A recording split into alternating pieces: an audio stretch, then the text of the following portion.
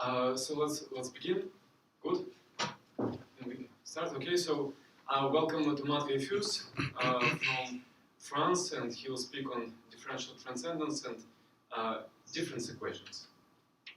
So first of all, thank you for this invitation. So it's a very special talk for me because it's my first visual talk. So I am live. It's a live from Strasbourg. So I hope it will work, and it will work. I'm going to speak to you about joint work with Boris Adamczewski and Charlotte Ardouin about the different transcendence of a special function. And in some sense, it's focused in this paper, which is available on arXiv. Results that we were hunting for maybe 4 or 5 years. So at some point, it's the final step that we want to deal with this question of differential transcendence. So let's begin by some remark. So when you make number theory, you like to classify numbers. So you have the smallest field of number that you want to consider in zero characteristic, which is Q, and you have numbers that are not rational, that are algebraic, and unfortunately there are numbers in C that are not algebraic, that are transcendental numbers. And you want to do the same kind of things for field of function. So the smallest reasonable field of function you want to consider is C of Z. So similarly to what's happened in the number case, you have the field of algebraic function, and the theorem of Puiseux tells you that an algebraic function, in fact, can be seen as a Puiseux series. So in this talk, this symbol will just denote all the possible integral ramification. So contrary to the number theory case, there is a derivation. You might differentiate function. So it's two new classes, the class of holonomic function and the class of differential algebraic function. So I'm going to define what does it mean. So quite reasonably, an algebraic function is a function that vanished polynomial having coefficient in C of Z. So for instance, square of Z is an algebraic function. And we say that f is holonomic if it vanishes linear differential equation having coefficient in C of Z. So you have a lot of examples of holonomic function, exponential, logarithm, and so on. And the more tricky class that we want to consider in this talk is the class of differential algebraic function. So we say that f is differential algebraic if there is a non-trivial algebraic relation among f and its successive derivative. So there are a lot of known examples of such function.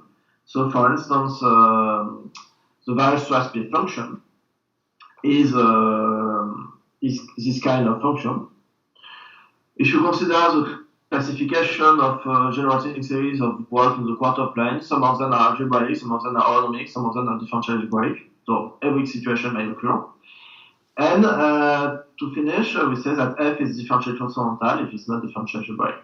And you have a lot of examples of functions that are differential transcendental. We see that the zeta and the gamma function, for instance, are differential transcendental. And the goal of this talk is to give this intuition that if you consider a function at random, it will be differential transcendental. It has no reason to satisfy differential algebraic equation. So the goal of this talk is to prove that the class of differential algebraic function is extremely small. And by extremely small, let me be more precise. So and Tom, could you go back to your second slide? Yeah, this one? This one. The previous, yeah, this one. So on the left, so Q bar and C are algebraically closed. Yeah. What about the union of the C bits? Is it on the right hand side? Is it also algebraically closed? The union of what? So the field on the right. So the union. Yeah. Is it algebraically closed? No, it's not. theorem of Puiseux tells you that if you consider an algebraic series, it may be written as formal Puiseux series, and I guess that this field is algebraically closed, right? Right. Yeah, but the union, if you do, if you do several ones, it's still algebraic. Yeah, you have to consider the union over R to have something which is algebraically closed. It's also algebraically closed. It is, isn't it? I'm asking. That's the question. I'm not sure. But by the way, every function that we will consider in this talk will belong to this field of Puiseux series. So we are going to consider differential algebraicity and autonomy inside this field. Okay. So there are examples of functions that are differentially transcendental. So for instance, the gamma function is a differentially transcendental function. It's proved due to Holder. There are also by Ardouin and Singer proof of differential transcendence of QE hypergeometric function. So this is this series F1. And there is also proof of the differential transcendence of this another series. So both functions here have the particularity to be solution of linear difference equation. And in each situation, we are going to use difference equation to deduce differential transcendence. So for the gamma function, it's very well known that gamma of z plus 1 equals z times gamma z. For F2, it's come from the generating series of an automatic sequences, and you have a theorem that says that such series are a solution of Malloy equation. So Malloy equation just means that the automorphism is z to z power something, some integer. So here it's the square of z. And finally, so the Q hypergeometric function is a solution of Q difference equation that I give here. So the Malloy case is particularly interesting because you have a theorem of Nishioka that states that if you are able to prove that series solution of a Malloy equation is transcendental, then most of its values at algebraic point are also transcendental. And using difference gamma theory, it used to be quite easy with bracket. It used to be doable to prove the transcendence of function. But proving the transcendence of number is always a very complicated task. And this kind of result is quite interesting because if you are able to prove the transcendence of function, you have a plenty example of numbers that are transcendental. So another question about slide number 2. Is that okay? May I ask? Mm-hmm. So I listen to you. yes, and Yeah. slide 2. Slide 2, okay. Yes. Mm-hmm. So if you replace differential equations with differential, will you end up with the same thing at the end? So holonomic. If you replace different for equation, then? difference algebraic, difference holonomic. So if you do Consider difference holonomic and okay. yeah, so will you get the same field as the bottom line? I should say that I guess it will depend on the automorphism you consider. Shift. Yeah, for the shift, I think in the shift case you don't need to consider ramification. Because if you consider a solution of a linear difference equation with the shift, it has a solution that is meromorphic on C. So most of the time you may consider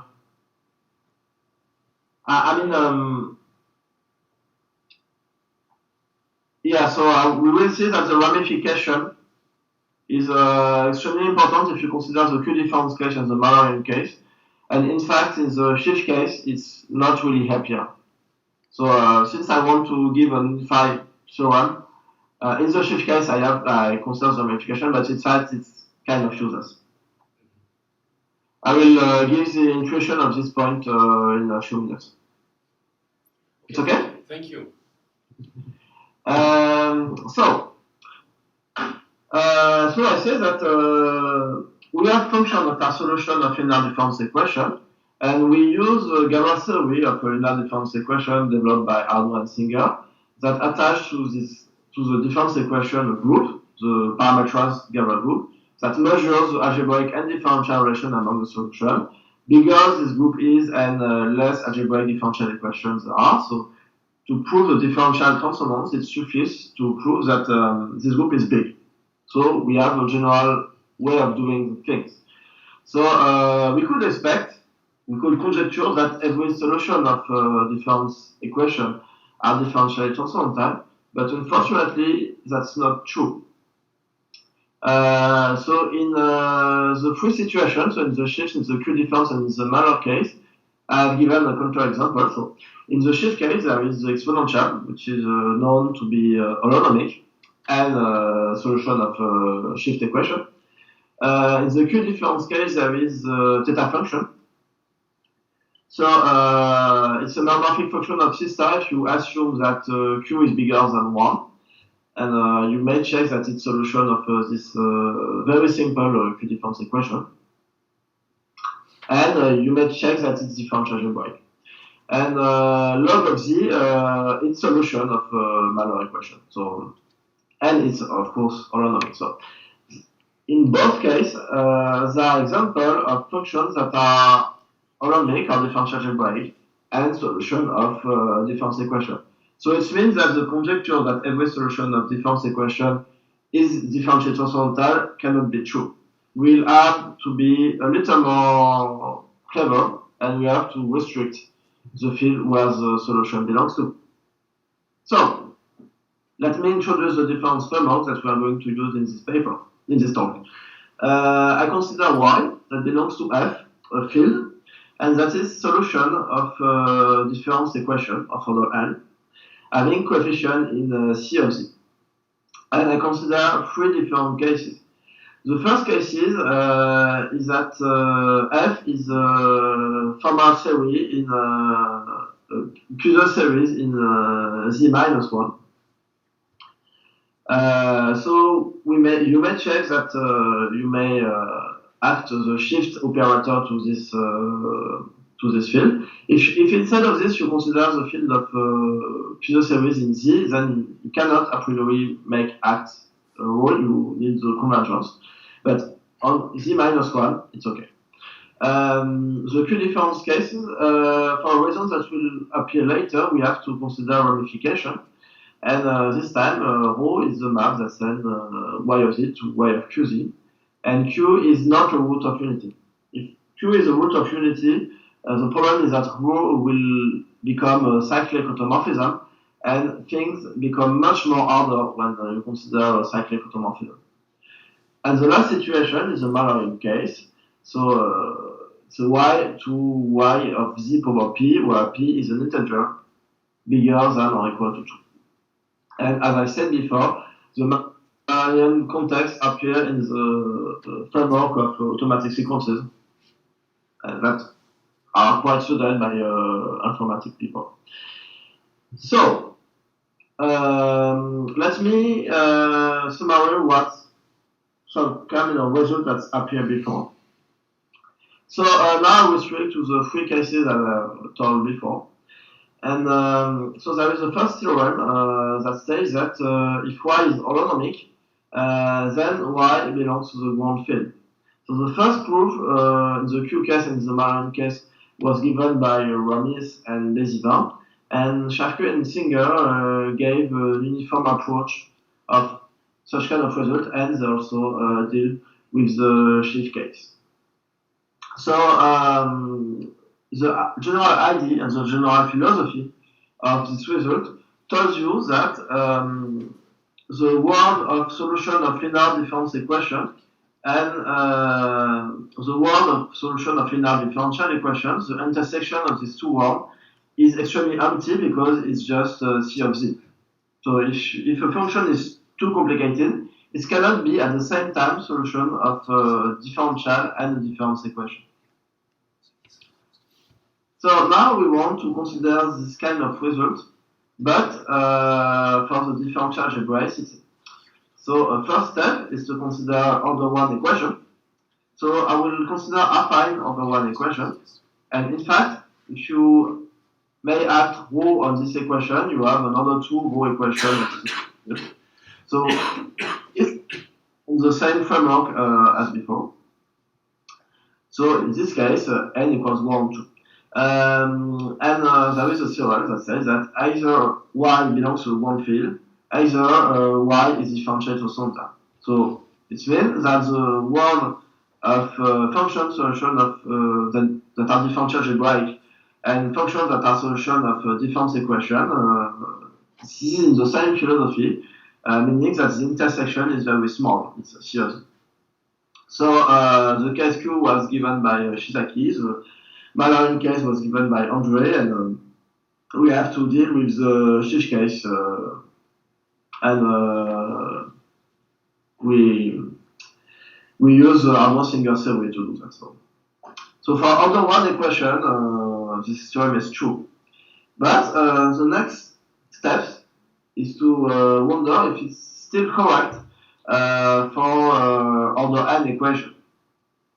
So consider an order n equation, and we assume that the difference Galois group of this equation contains SLN. So I'm going to define what's the difference Galois group later. And since the Galois group contains SLN, in fact, y is either 0 or cannot belong to C of Z. So it means that either y is 0, either y is differential to some time. So it's still in the same philosophy. So you cannot be solution of a difference equation and a differential algebraic equation. The intersection is too small. So the case QM was done by Arnold Rock and myself, and the case S was given by was made by Areche and Singer. So the general philosophy of this kind of result is that so assume that the difference Galois group contains SLN. So we have we may attach to this equation Arnold Singer Galois group that measures the algebraic differential relation among the solution. This group is a linear differential algebraic subgroup, and it's Zariski dense in SLN. And a result of classification made by Cassidy tells you that this Arnold Singer Galois group is either extremely big or is constant. And in fact, you may prove that it's constant if and only if you have your solution is solution of a linear differential equation. And then we use the theorem about the holonomy to prove that in this situation y is trivial. So this theorem, the strategy of this theorem relies on the holonomic theorem. But this theorem has a very bad counterpart, meaning that you make an assumption on the difference Galois group, which is quite minimal, but which exists. How do you check that the difference Galois group of E contains SLN? So it's the goal of the result, as I will prove here, because we are able now to withdraw this assumption of the difference Galois group.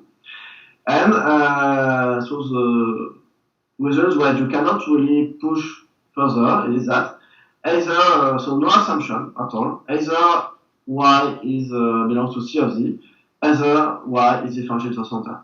So it really means that the word of differential algebraic function and the word of solution of difference equation are very separated. So I'm going to give a sketch of proof. Thomas, just yes? to clarify our earlier discussion, it's algebraically closed. So that's no issue. So in that no Puiseux thing, the Puiseux thing, it's algebraically closed, the one that you had at the end. What is algebraic closed? I ask you about it. Where you have all possible roots. The union. It's algebraically closed. The answer is yes. It's algebraically closed. So slide 2. Slide 2, yes. Yeah. Go back to slide 2. Okay. So yes, for me it's algebraically closed. Yeah, it's algebraically closed. Yes. Okay, good. But it's not differentially closed. That's us? It's not differentially closed. Yeah, that's correct. It's not differentially closed. In fact, to have differentially closed field, you have to take very big field, and the common field you don't use to be differentially closed.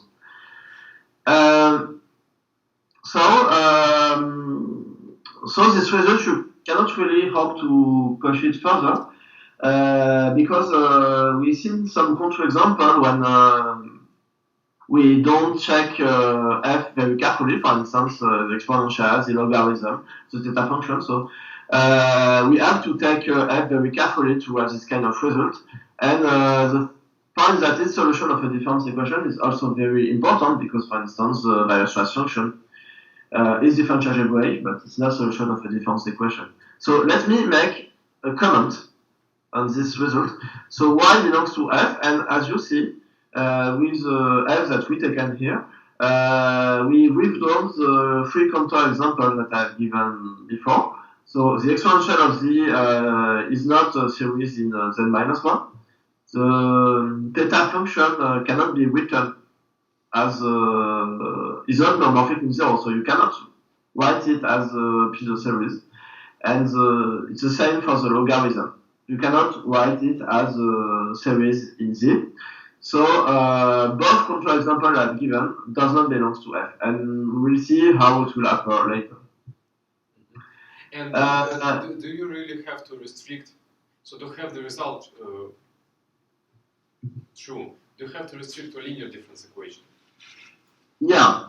If you take algebraic difference equation, I think it's a mess. I mean, it's the result would not be true. Is that right? Yeah. I don't expect the result to be true if you replace the difference equation by algebraic difference equation.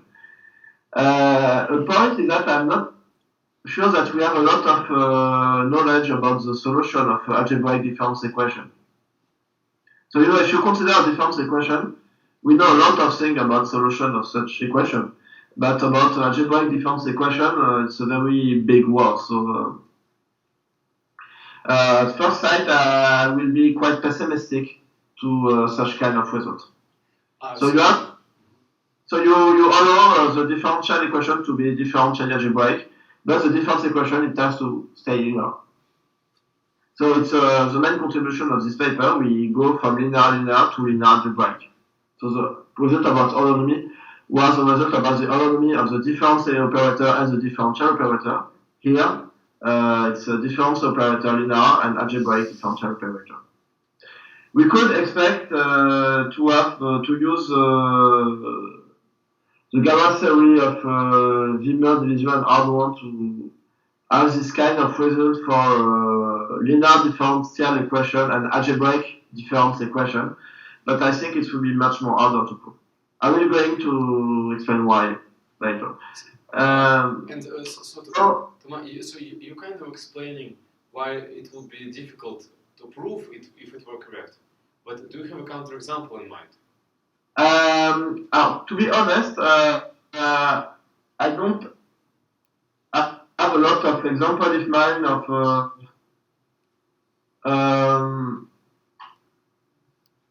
I don't have counterexample in mind, but at first sight I would be quite pessimistic about this conjecture. So if you ask me to bet some money on this conjecture, to ask if y is solution of an algebraic differential equation, is that true that it belongs to the ground field or if it's differential horizontal, I would be quite pessimistic about this conjecture. But I have not had any counterexample. So I am open-minded, but I don't have a counterexample. Okay. So I will begin by some reminders of difference Galois theory. And then I will make the proof in the n equals 2 case because it's show what are the main difficulties and what can be done for the strategy of the proof. And later I will switch to the general proof. So in the difference Galois theory, I need a ground field, a field where the coefficient of the equation will belong to. So this field will be denoted by big K, So in the Schiff case, I may take big K equals C of Z. But in the Marin case, we want that the operator acts as an automorphism. So we have to consider ramification. So this symbol just means that it's a union of C of Z power 1 over L, where L is an integer. So this field, the Mallorian operator acts bijectively on this field. And in the Q case, we could have taken C of Z, but for reasons that will appear in one or two slides, we'll also have to consider ramification. So in my framework, K will be this free field. And the equation still have coefficient in C of Z. So in both situations, C of Z is included in K and K is included in F. So in gamma theory, we prefer to see the equation as a system. So here is the companion matrix when you can consider the equation as a system. So since A0 is not 0, this matrix is invertible. And you have a Picard-Nature extension, so meaning that you have an invertible matrix having coefficient R, such that R is a ring extension that is generated over K by U and the inverse of the determinant. The only difference ideals of R are 0 and R, so R is a difference simple, it's a simple difference ring. And there is a property that we can add, meaning that Y belongs to F, and the subfield of F of elements that are invariant by rho, the rho constants, it's the same as the field of people in K that are invariant by rho, it's C, so in both cases it's C, and with this property we may impose that Y belongs to the Picard-Nature extension. And the first column will be Y and its rho iterate. So we have a fundamental solution having at first column Y and its rho iterate. So the gamma group is a group of automorphism of R that is K invariant and that commutes with the automorphism rho. And since so the assumption of the simplicity of the Picard-Nature extension implies that the field of constants of R is C. And so it means that the matrix U minus 1 sigma U belongs to Gn of C, and in fact it's an algebraic subgroup of Gn of C. It measures the algebraic relation among the solution inside the Picard-Nature extension. Bigger it is and less algebraic relation you have among the solution. So plugging Y into U helps you to give information about the transformance or the algebraicity of Y, computing the difference gamma group. The free field K we have taken has very useful properties. They are the properties that don't have a finite field extension that are stable by rho. So for instance, for the Q case, you could have taken C of square of Z, and you could have extend rho on this field, and you will have another two algebraic equation extension, and we want to avoid this fact. And if you avoid this fact, you have a very useful theorem from van der Put and Singer that I will give now. So let me make a remark. So if rho y equals by, if and only if rho of ty is equals this matrix, and it's a straightforward computation that you go from y to ty by this formula. And van der Put and Singer proves that under this assumption of only trivial algebraic extension, you have that G over G0 is cyclic, where G0 is the identity component of J, and much more important, that you have a change of variable that transform your matrix, that put your matrix inside the gamma group. So, for instance, if the gamma group is SLN, it means that up to a change of variables, you find a matrix that have determinants in K, that is in SLN of K. And this theorem is the heart of a strategy of computation of different Gamma group because it gives you a lot of information. And there is also an analogous in the different chat case, the Cauchy-Kovalchuk reduction theorem, and it also helps you to compute the differential Gamma. But it's not the topic of the subject. So now I'm ready to give you an idea of the proof in the n equals 2 case. So I told you that G over G0 is cyclic, and J is an algebraic group, so there are not too many possibilities. So J may be conjugated to a group of upper triangular matrices. J may be conjugated to a group of the infinite individual group, or J may be big, it may contain SL2. And so we are going to consider these three cases, and for the three cases, prove the result. So in case 1, I'm going to assume that Y is differential algebraic. I'm going to prove that Y belongs to K. So in case 1, since the Gamma group is conjugated to an upper triangular Gamma group, there exists a matrix of change of variable that transform your system into an upper triangular system. So it means that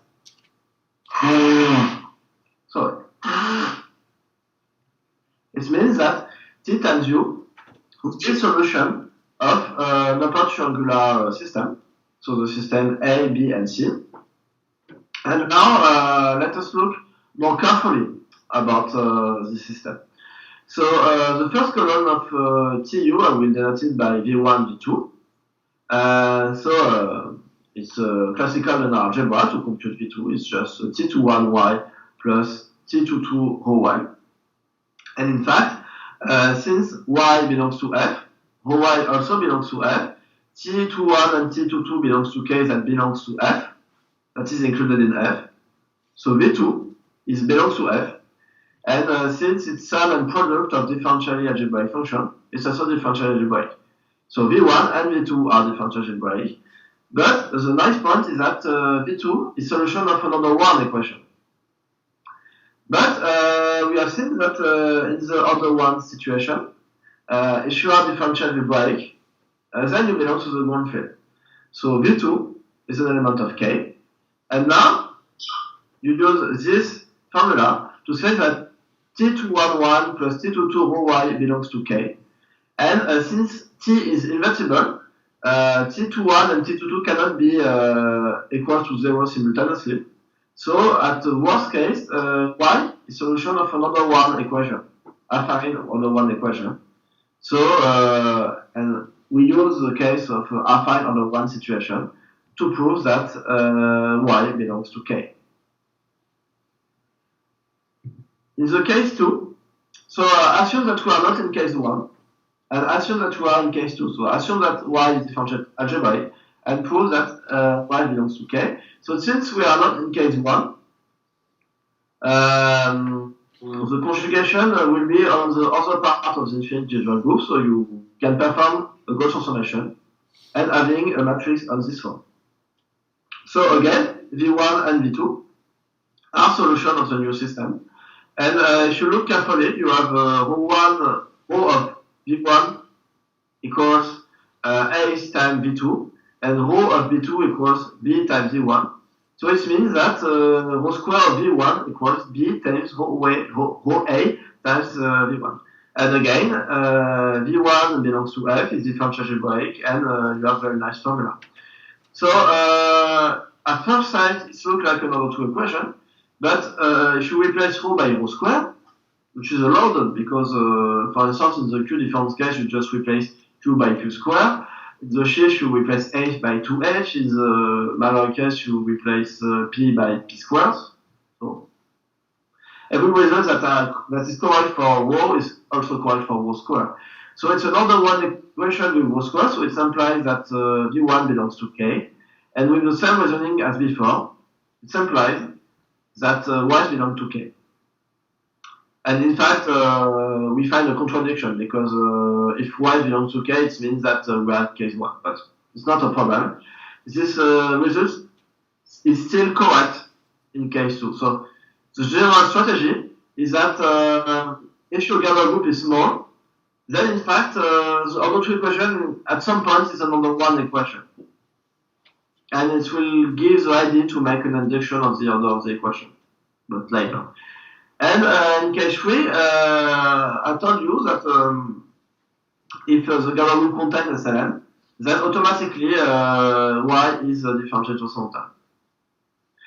So, I forgot to say that for now we assume that Y is not 0, because if Y is 0, the result is trivial. So Y is not 0, and then the column with the Y and this iterate is not 0, so it's U is better. So it completes the proof in the n equals to k. Another question. Yeah? In case 2, your k was not CZ, right? Yeah. But so it's stronger, so you get down all the way to CZ. So you are correct, I am little more. So in the paper we have to consider the order 1 case with big K and not C of Z. Alright. But to be able to state a very simple statement at the beginning, I prefer to say with C of Z, but it's a ramification argument, so it's not complicated to go from C of Z to K, in fact. So the shield case is the same, and the Q and the minor case is just a ramification. Yeah. But you are correct, K is not C of Z. Question. Yeah. So would you say that for n equals 2, the proof is sort of an exercise? I would say that when you have the idea of the proof in the case 1, having the idea in the case 2 is not very complicated. Mm-hmm. Okay. And so the what's the sort of the most So where is the subtlety in all of this? The what? Subtlety. What's the subtlety in the proof? In case n, an arbitrary n, or where is the difficult proof? Coming up. So what I like in this proof is that it's an idea that is extremely simple, meaning that when I explain you this proof, you say it's simple, but you have to have the idea before, because this kind of new idea that says that if the group is reducible or primitive, then the equation falls to a smaller order. So for this argument in n equals 2 is extremely simple and it's not very technical. We see that for order n equation it will be much more technical. And in case it's a very strong theorem, it's not trivial. It's a kind of theorem that when you have the idea, it's not very complicated to write it, but the main difficulty is to have the idea. Okay, great. That's good. So now I'm going to make the proof in the general case, and to be able to make so the case n equals 1 and the case n is bigger than 1 are very different. So from now, I just remark that n equals 1 has been already treated. And from now, I assume that n is bigger than 2. Okay? 3. And bigger than 2. Bigger than 2. Yeah, and you can assume that 3, but in fact, the definition I'm going to give here just needs the assumption that n equals 2, but now it will be a general proof for n bigger than or equal than 2.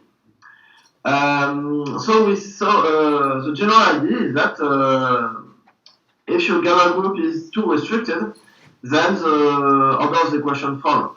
So in case 1, the matrix was upper triangular. So what is the analogous of this in the general case is the notion of irreducibility. So I say that J is irreducible if it acts irreducibly on Cn, and I say that J is reducible otherwise. So the case 1 is the n equals 2 case was just the case where J was reducible. Okay?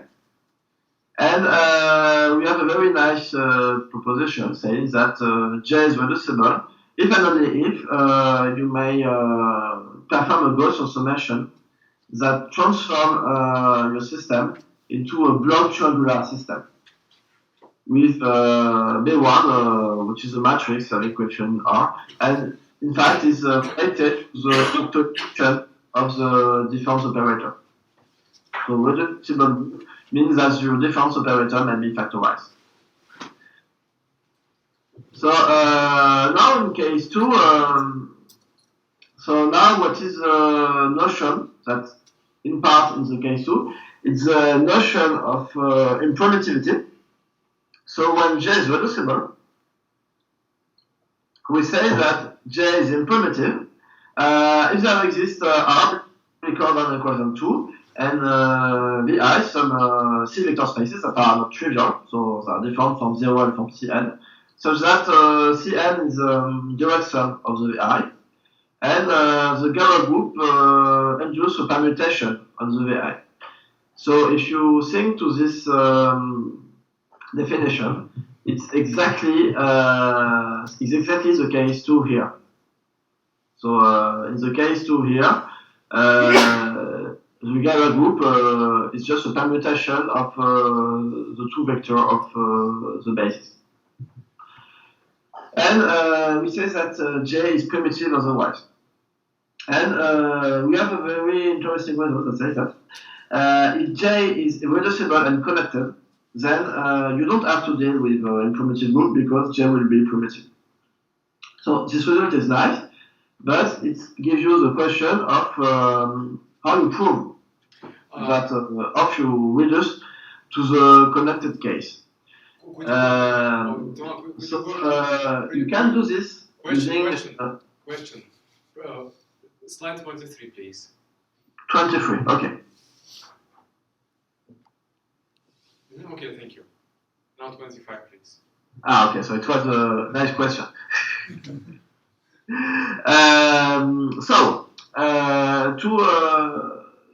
To reduce to the connected case, we have to make an iteration of the system.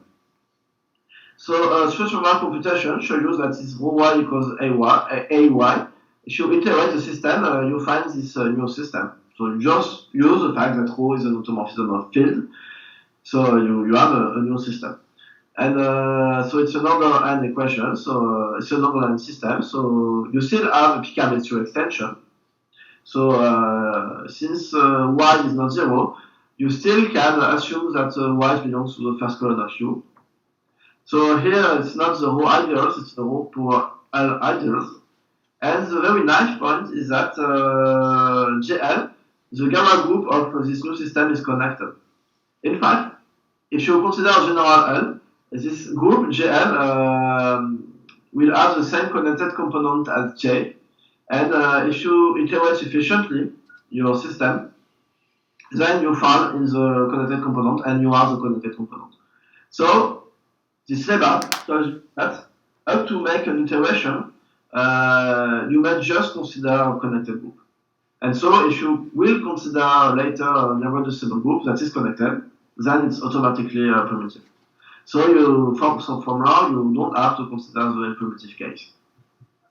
And you find this result in the n equals 2 case, because in this situation, you find rho to the square equation. So in some sense, this is an iteration of the system.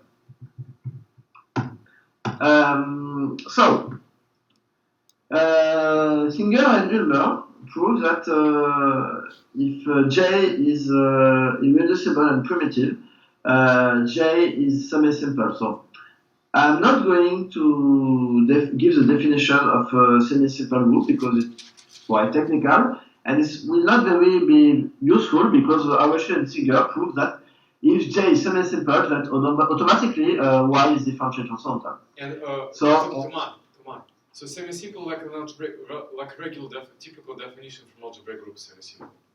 Is that the semi-simple? Can you repeat the question, please? Yes. Is semi-simple the notion the same as semi-simple in algebraic groups? Yeah. Okay, that's from algebraic groups. Okay, good. Thank you. So it means that if J is big, then it suffices to prove the differential transcendence. And the point is that we are just going to use this lemma, meaning that if J is irreducible and primitive, then automatically and belongs to SLN, then automatically you are able to prove the differential transcendence of the function. So now I am ready to prove the result when the connected component is irreducible. So I fix L such that GL is connected. And we want to prove that if GL is irreducible, then Y is automatically differential transcendental. So in some sense, it's the analogous of the case 3 in the n equals 2 case. So since J is irreducible and connected, it's automatically primitive. So we are going to consider two cases. If it's included in SLN, then it's automatically semi-simple. And if not, I consider a twisted system, so I divide by this element.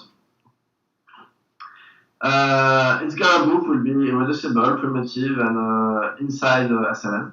And we find that it will be semi-simple. And the point is that semi-simple, so in both cases you are semi-simple and then you are differential transcendental. So I'm hiding a lot of difficulties here, but the general idea of the proof is this one.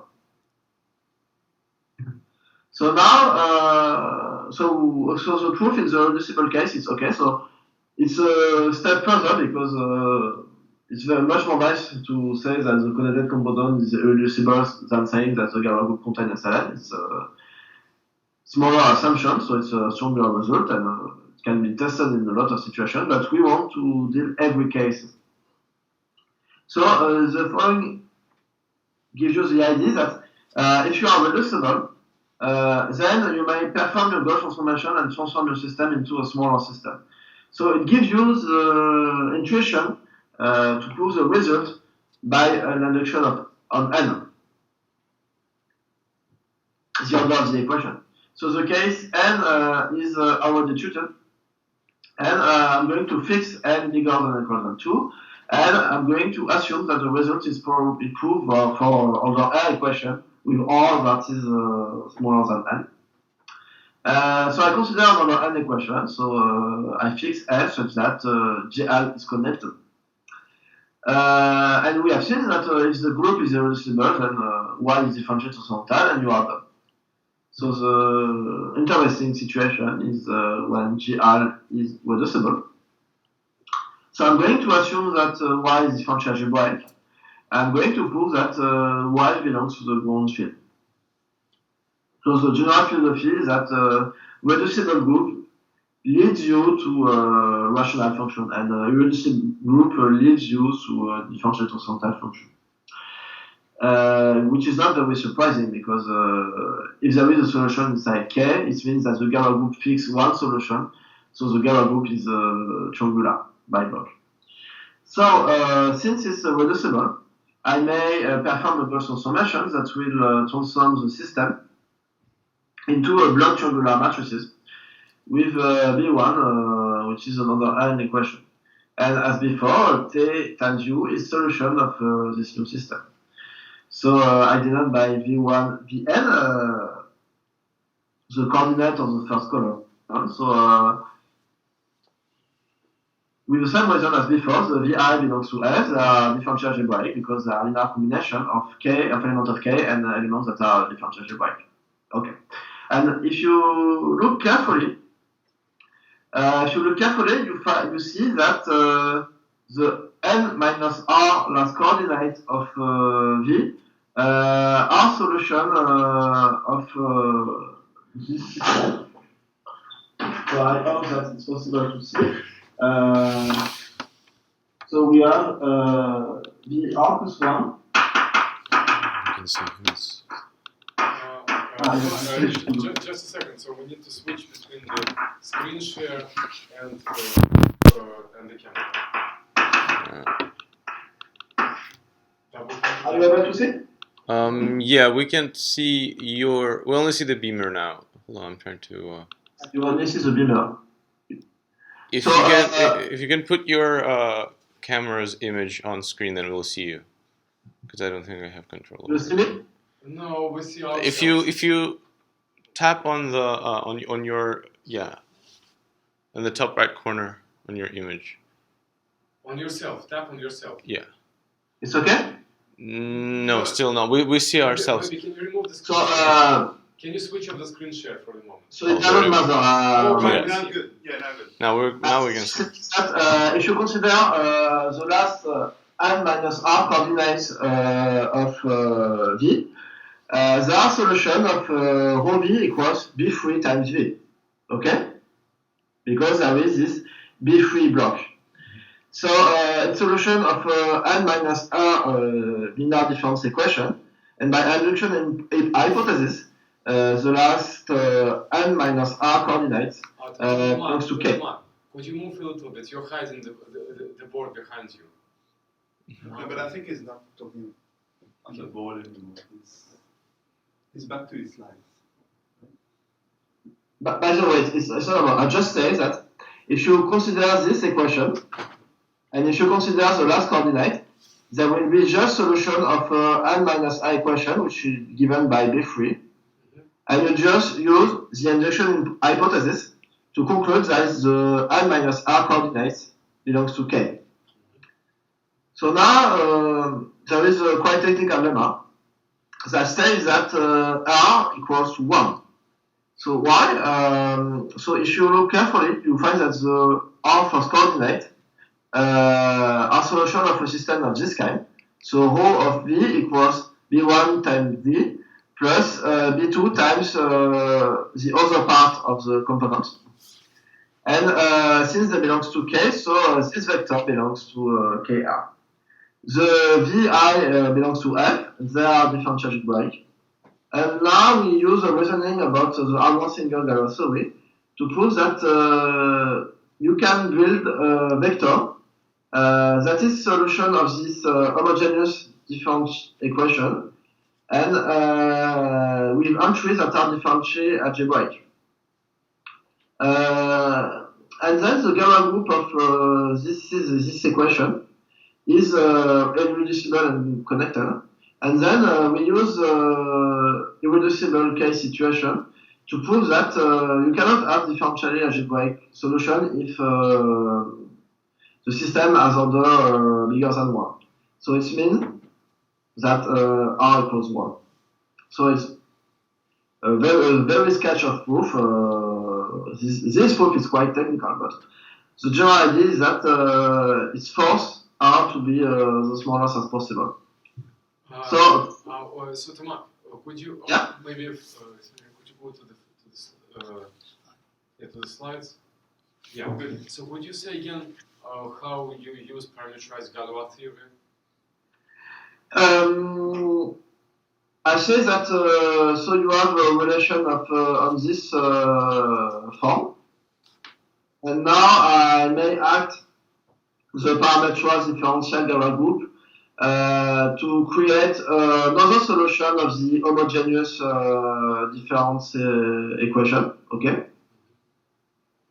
And then I take the difference of the two to have a solution of the homogeneous difference equation.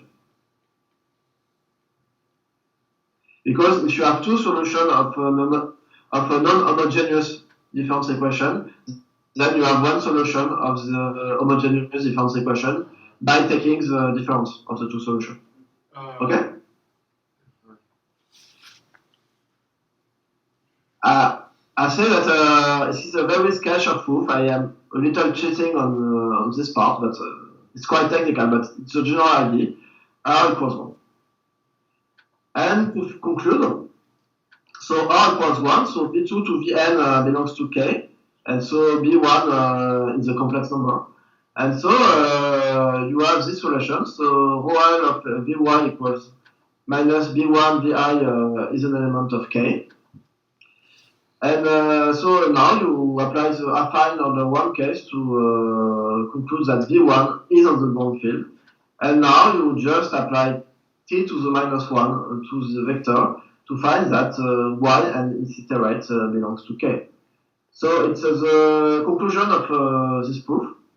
So some parts are quite technical, but the general idea is that if your Galois group is reducible or primitive and so on, Then the order of your equation fall, and it gives you the intuition to make reasoning by induction. So you take the irreducible case directly with RHS Singer, and then for the reducible, you use the induction part. Let me make a last comment and before I finish. So we consider the situation where you have a linear difference equation and a differential operator that acts on it. It's quite natural, and it will be the next work to deal with a solution of a linear difference equation and prove that they do not satisfy algebraic difference equation for another operator. So there are analogous of the Shevko-Singer result for holonomy in this context, and it will be the next goal, but the main problem here is that we have a Galois series that does it. It's Ovchinnikov-Dilberg Galois series that performs this thing. But the problem that we have is that we'll have to make the analogous of the RHS Singer result of semi-simple Galois group, but we hope that it will work. So let me finish now, and if you have questions, I will be happy to answer. Thank you. I have a question.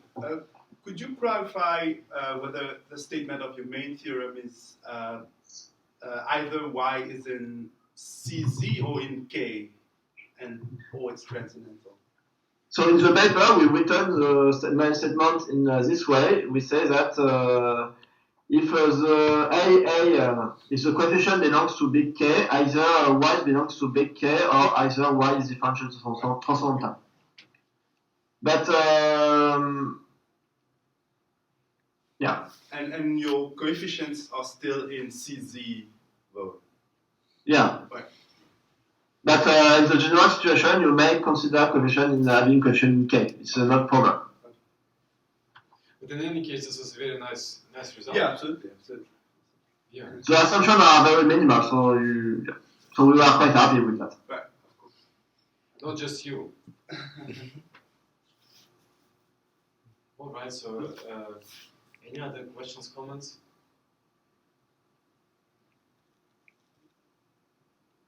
Okay. Thank you.